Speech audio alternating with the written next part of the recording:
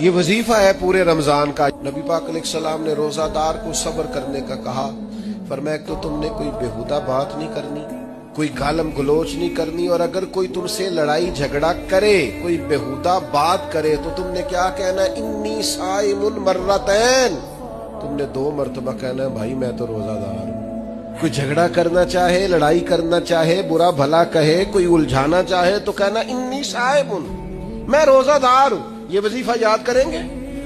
کیا کہنا ہے؟ یہ وظیفہ ہے پورے رمضان کا۔ یہ بخاری میں حضور نے بتایا، کوئی جھگڑا کرے گھر کے باہر بھی اور گھر کے اندر بھی، کوئی جھگڑا کرنے لگے، جھگڑا ہونے لگے تو کہنا انی صائم، میں، اور 1 دفعہ نہیں کہنا، مرتین، حضور نے فرمایا 2 دفعہ کہنا، میں روزہ دار ہوں، میں کوئی جھگڑا نہیں کروں گا، کوئی فساد نہیں کروں گا، کسی بیہودہ بات کا جواب نہیں دوں گا۔ کیوں؟ اس لیے کہ میری ایک شان ہے، میں روزہ دار ہوں، میں اس وقت ایک منصب پر فائز ہوں، میں روزہ دار ہوں۔